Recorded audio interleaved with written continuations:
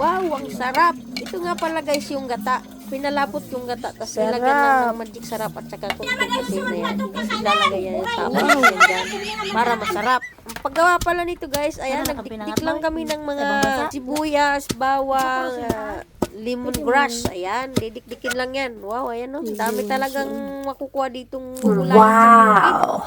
Ayun, laki na oh. Dami pang saging. Ito nga pala yung sagingan namin dito guys sa bundok. Kung mga gusto maggawa ng saging, punta na lang kayo dito. Daming saging dito, ayan o. Lalo na yung mga saging na yan, ang bilis niyan mamunga, yung mga puti na saging. Ito nga pala yung ugamang tinatawag guys, ayan o, yung crab.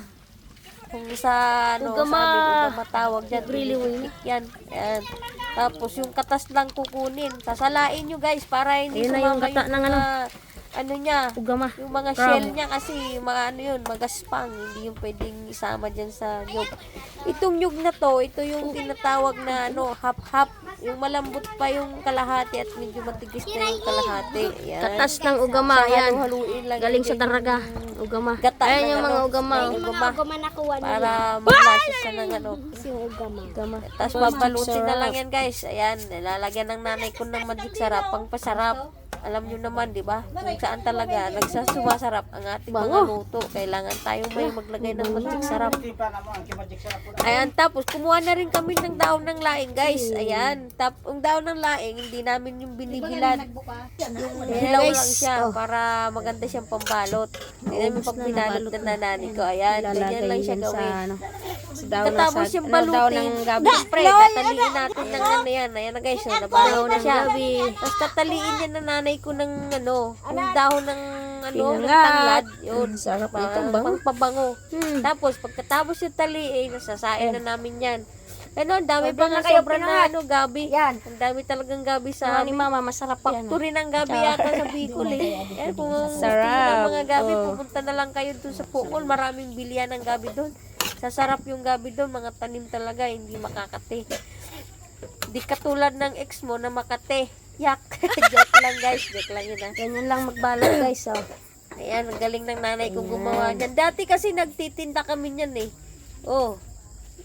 Nagtitinda kami niyan, pinangat, naglalako pa nga ako niyan eh. Tapos tatalian namin yan ng sarap-sarap kaya. lemongrass.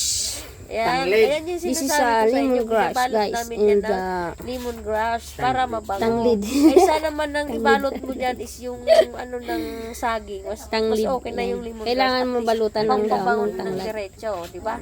Ngayon, napaka-basic lang, ganyan. Tapos, Ganito na to. Yan. Ayan. Yan. Ganyan, lupit ng nanay ko, di ba? Naglalabas na yung katas. Tapos, kaysa mo to, Ito, may sili. Niluluto tanglid daw nanay ko, pagtali sa pinangit pinangit. na namin dati. Sabi nila ay, tanglid. Ayan, yung kapatid ko. Lasing ka na naman, tanglid. Tingnan mo. Tingnan mo.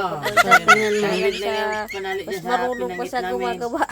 Sabi ko, Mas marunong pa sa gumagawa eh. Saan nyo to matatagpuan? Ayan, di ba? Lupit. Ganyan lang Dito lang sa Bicol. gumawa ng Bicol. pinangat. Division of Strobe, Pinangat yan Kamsor. guys kung tawagan sa ay, pinangat. Ayan. Sarap yan na napakasikat na Ang bango-bango. pagkain sa Bicol. gawa yan sa udumi. Masarap talaga yan. Kahit ganyan lang yan sa tingin nyo, mahirap din gawin yan. Maghahanap ka pa ng ugama. O ayan, lalagyan pa ng nanay ko ng dahon ng tanglad para pag sinaing siya, hindi siya masunog. Or masunog man siya, hindi madadamay yung pinangat. Ang masusunog lang is yung tanglad.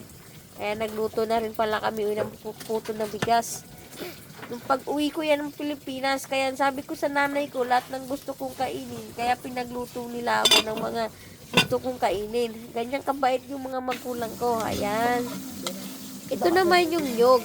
Nyog to na tinigang nyog. Panglagay ko sa Ilagyan lang ng kunting asin at sarap. Tapos pag malapot na yan guys, yan yung itatoppings mo doon sa pinangat. Para masarap talaga. Yan guys, luto na yan. Toppings natin yan dyan sa wow, ang sarap po. Ayan.